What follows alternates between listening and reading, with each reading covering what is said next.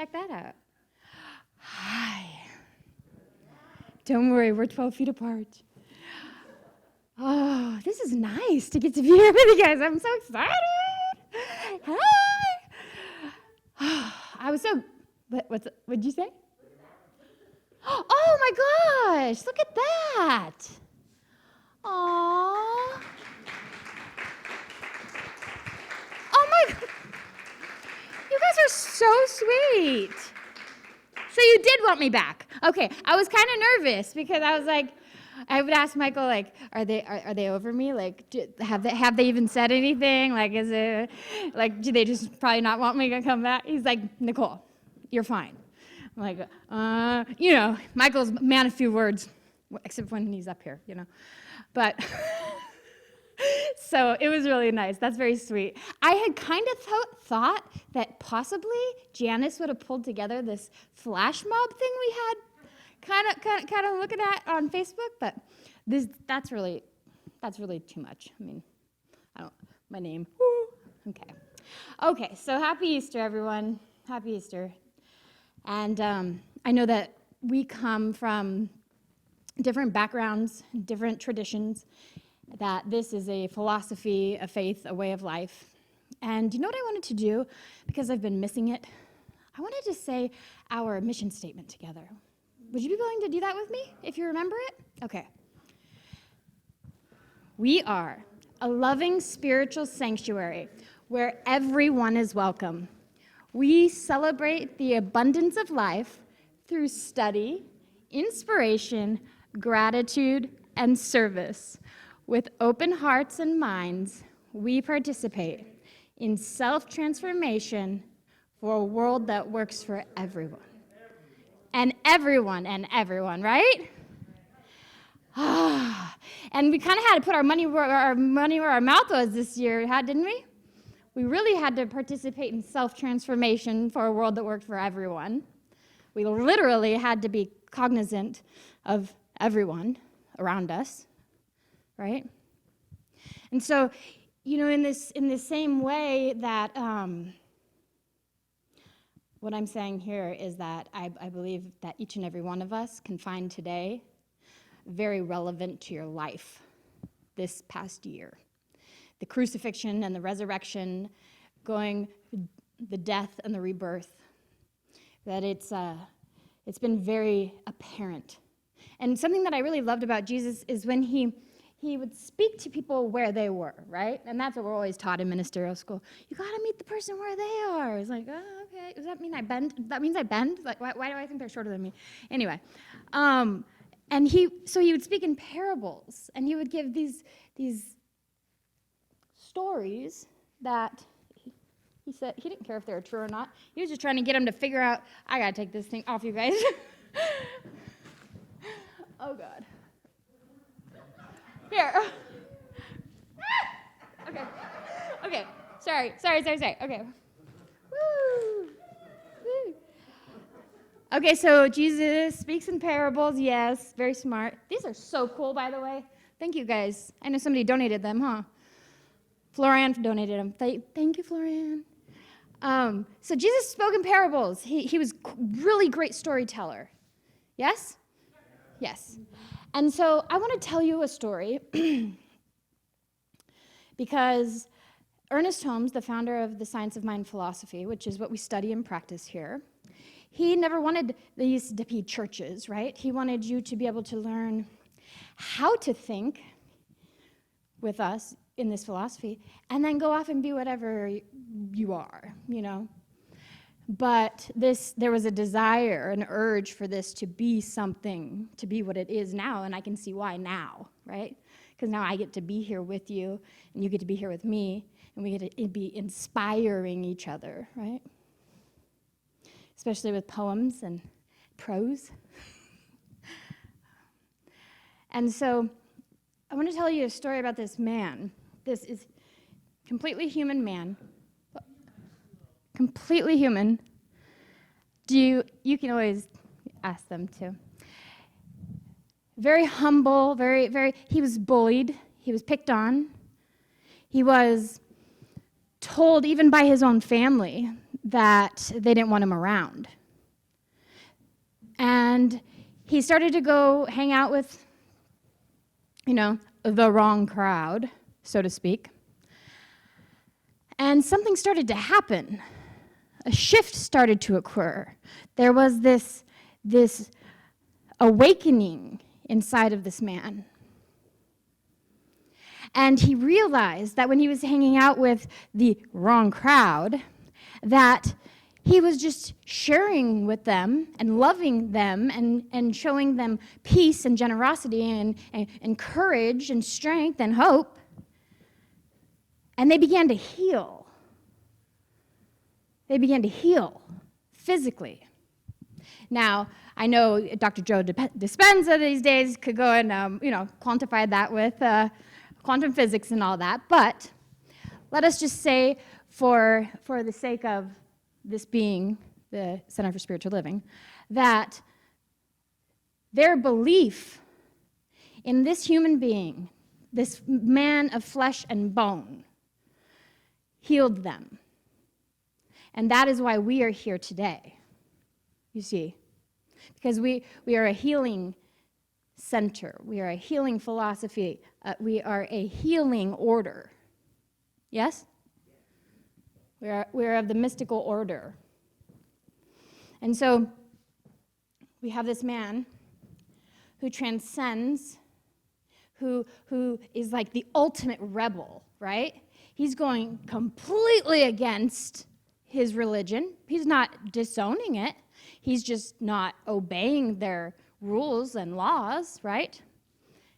And he builds this crowd of people who want to work with him and want to be with him, and they see that he's enlightened in some way that they can't understand yet. And so on it goes, and most of us have read Sermon on the Mount, or if not, we've read the Sermon by the Sea. Forget that if you don't, yeah. Anyway, so, where am I?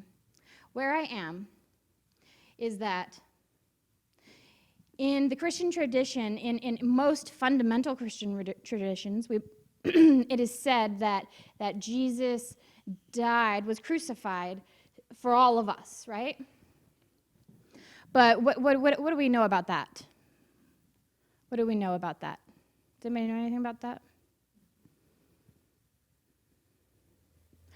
Yes. Huh? In the Christian tradition. Yeah. But there is no sin but a mistake, right? And no punishment but an inevitable consequence. And the inevitable consequence for his being a rebel, for his speaking up, for his standing up, for his rising up, for the justice or the injustice that he saw all around him, is what got that cross on his back, right? But he didn't let it stop him, because at a point he came to realize, he came to that understanding when he's hanging up there from 9 a.m. to 3 p.m. or whatever it says for all those hours in excruciating pain. And he finally transforms from Jesus to the Christ. The atonement, the at-one-ment with the divine, with God, right? So this is also a great metaphor for our letting go of our ego, or the dying off of the ego, and the resurrection of a new way, right? And have you guys heard about the upward spiral? Have you ever felt like you have been working on yourself for a really long time, and you're doing pretty well, and then all of a sudden you feel like you found yourself in the same place you were in 5 years ago or something, and like, what the heck am I doing wrong? Anybody? No, just me? Oh, okay. Say something, they can't see you. So this is where we talk about this upward spiral. So the upward spiral is what Ernest Holmes calls like the upward spiral of evolution. So we may find ourselves in a similar place to where we have been before, but we'll always be at a higher vibration, a higher consciousness. We'll always be a little bit more enlightened. We'll always be a little bit more understanding, right? Because when you know better, you do better, and you've already experienced that before, so you know a little bit of something, right? So even if that spiral is small, we're still inching our way up, and that's what I have to remember. And that's part of the crucifixion and the resurrection, because when oh boy, that ego does not like to die, and maybe it shouldn't. If you talk to Martin Luther King and hear about his drum major instinct sermon, I get that. But there's this ego within us as just a society, as a people who I don't really think anybody here, but those other people out there with all their stuff and blah, whatever, all their judgment and condemnation and blah, blah, blah. I'm totally kidding. I know it's right. I know if it's here, right? So I wanted to talk to you about this aspect of the women, these two Marys, who go to the tomb with the alabaster oil, and Jesus is not there. And they keep saying, where is he? Where is he? He's not there. But he told them that he wasn't going to be there. He said, in 3 days, I'm going to, And so they kept asking. And so one of the men, he says, why do you keep seeking the living among the dead? Why do you keep seeking the living among the dead? And what this really comes to mean, if you look at everything as symbolic, because life has no meaning but the meaning we give it anyway, right? Would you say? Right, yeah. So I would say the meaning that I give that is when we continue to go to the wrong people, when we continue to when we continue to let unhealthy people in our lives, when we continue to behave in ways that we know are not working for us and that are killing us or making us unhealthy, that is when we are seeking the living among the dead. Yes? Yes. And these ladies, they knew. They were his apostles too. You know that. I mean, they pretty much paid his way. It's kind of what we do. One way or another, right? And so what that reminds me is that we have to become aware. We have to do our spiritual practice. We have to do our mindfulness. We have to say, why is this not working out for me right now? Yes? And then what do? Do we look at everybody else and see what's wrong with them? No. We have to look at, I just went through this experience. Somebody pushed my buttons, and I got a lot of them. And then I remember, and I told myself inside myself, so I felt very mature for a second. I said, they might have pushed your buttons, but you're the one who built them, or you're the one who put them there, or whatever the thing is, I was taking responsibility for my buttons. And do you guys have any buttons? What's a button? Procrastination. Disrespect? Unworthiness. Insecurity, abandonment, da da da da da da. Yeah. Yeah. Yeah. Mm-hmm. Rejection. Yep. And so there's this. Okay. So let's go to Plato's The Republic, right? Or was it Socrates? Anyway. So when they're all sitting in the cave and they're all staring and all these people are lined up, sitting down, and there's a fire behind them. They're all tied up. You remember this? And they're frightened because behind them is a fire, so it's projecting shadow onto them. onto the wall of the cave. And so they're frightened. They will not get up, they will not move, and they are not stuck there. Okay? So eventually this one man finally says, "You know what? I'm just going to check." And he turns around and he looks, and the light from the fire was so bright that he had to turn away. And isn't that kind of what we do? We say that like we want to receive and that we want to expect all the good that we possibly could, that we know that there's greater and greater abundance and love and prosperity coming to us. And yet, if we turned our face towards that divine nature, it might be really bright. Sometimes it's easier to stay in the shadows than it is to live in the light, right? If you went out and looked at the sun right now, you'd probably shade your eyes or turn away. I think we do that often. And I think that the resurrection, I love Easter. It's one of the most holiest of days because it's something so applicable, like that we can be born again every morning, that when the sun rises, it's a reminder of the resurrection, that the immortality and eternality of life forever and ever expanding, right? And we know that this crucifixion and resurrection is Jesus's experience of moving into that Christ consciousness. We all know his last name wasn't Christ, right?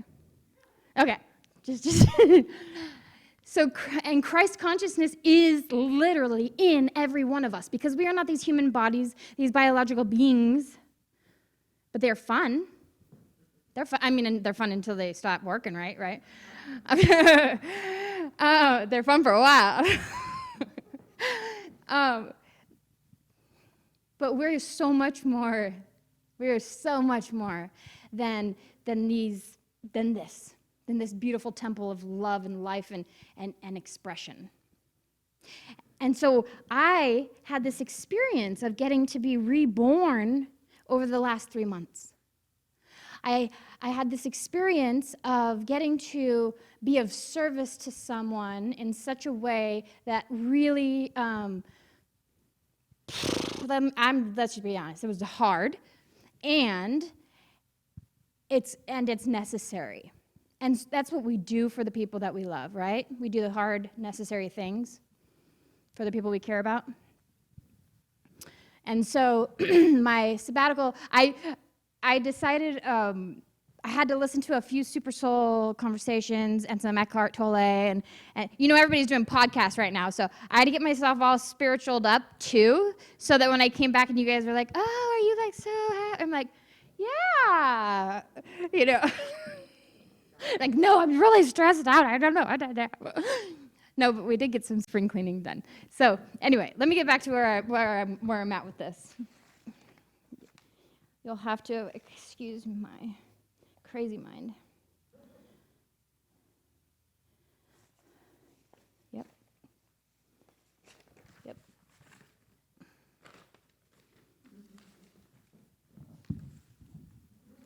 Oh, it's hiding under the big... It is warm in here, you guys. Oh, yes. So I want to share this story with you. John, can you just pan me over here for a minute?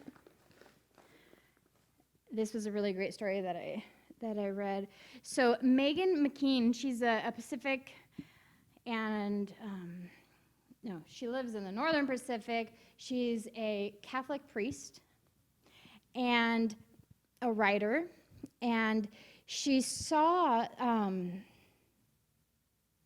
she shares this really, really insightful experience that she had, and I just have to share it with you. So she wrote this book called, what is it called? Not Counting Women and Children. Have you guys read that? Not Counting Women and Children? No? Okay. So she says, once in a parish mission, when I was studying this scripture, Luke 7:11, 17, with a large group, someone called out harshly, Have you ever brought someone back from the dead? I had been saying that life happens when we're interrupted, and that some of the most powerful acts of hope are calling us to live passionately and compassionately with others, to defy death, to forgive, and to bring others back into community, to do something that is life-giving, that fights death and needless suffering. And then this challenge from the back of the church arises. And so her response to this yelling at her was, yes. I went on to say, every time I bring hope into a situation, every time I bring joy that shatters despair, every time I forgive others and give them back the dignity that has been taken from them, or the dignity of possibility of a future, every time I love someone, every time I listen to others, affirm them and their lives, every time I speak the truth in public, every time I confront injustice, yes, I bring people back from the dead. And I love this. I just love that she responds in this way, because this is what we do, and this is what is your take home. Okay? This is what I want us to keep in our minds this week. This is the seed. Is that every one of us has the ability to bring each other back to life. Every one of us, I can see like a handful of you here right now, just right now, who have brought me back to life at different times. I've been here for about 10 years. And do you know you have that within you? Do you know that you have that power within you? Yes or no? Yes? Yes? Do you feel a little defeated right now? Anybody? A lot of isolation, huh? A lot of being alone, a lot of not knowing and this and that. But every time you mailed me something, you brought me back to life. You see? And it was in doing what you do best. You see? And in that way, I can be resurrected to knowing that there's a oneness. That's what it is. The immortality of the spirit, of the soul. It's the oneness that's in and through all things at all times. And so this Easter, let us just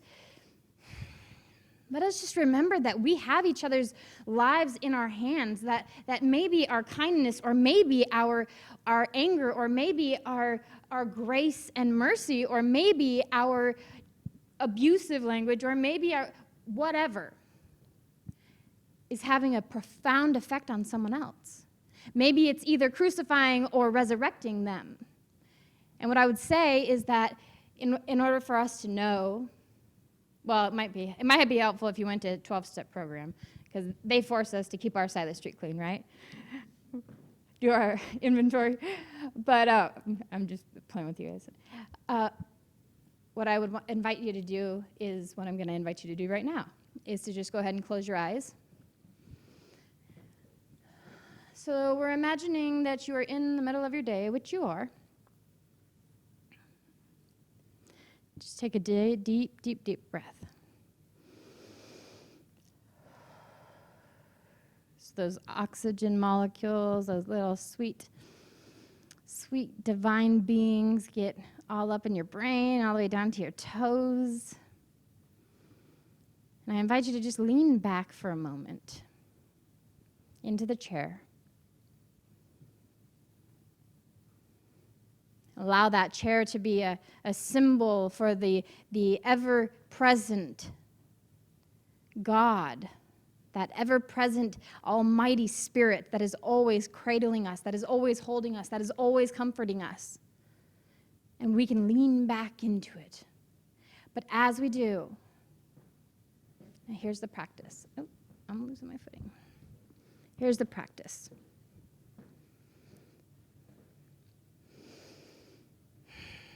Feel into your body.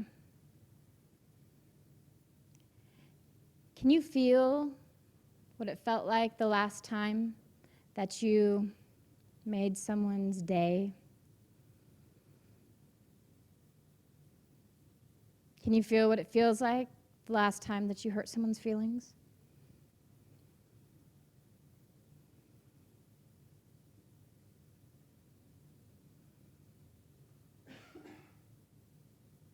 Emotions like this, feelings like this, they're just information. We don't have to be scared of them.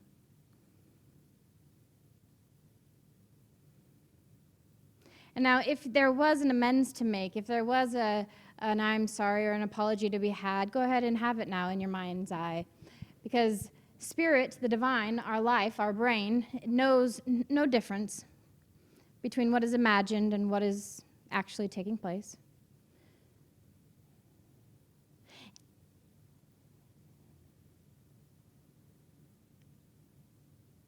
And in the experience of loving someone up, of filling up their bucket, of being there for them, now take that in and feel into that one.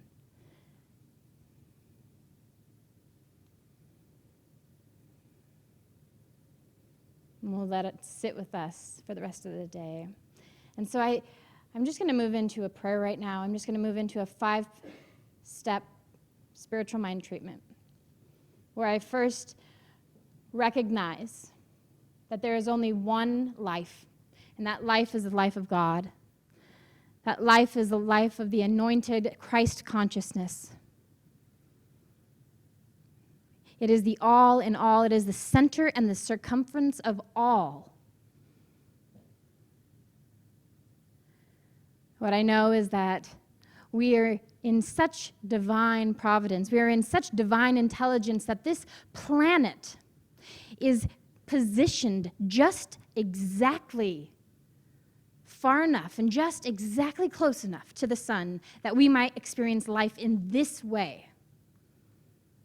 If it was off just even a bit, we wouldn't be. And so how good it is to know that that glory of God is upon us, is within us, and it expresses itself through us, by means of us. I know God when I know myself to be at peace. And so what I affirm, what I speak my spiritual authority, I speak my word. In the beginning was the Word, and the Word was with God, and the Word was God. Good. I speak my word knowing that every person, every human being who is here in this place, every person who is virtually with us, every person who's watching us 30 years from now or 40 or 50, 60 years from now, hi, grandkids, that we are holding you, that we are together and one in this experience of death and rebirth, that we will sacrifice ourselves for a greater yet to be, that we will let our ego die away so that we might find a little bit more kindness, a little bit more love, and a little bit more peace. And when we do this, we are living our mission, our vision. And I am so grateful. I am so grateful that the moment I come back here, we are open and there are human beings in my life. I am so grateful that I am in a spiritual community with like-minded people. And I give my word to that infinite law of mind that cannot help but say yes. Yes, it is done unto you as you believe. Jesus said, it is done unto you as you believe. And I believe. And so it is. Amen.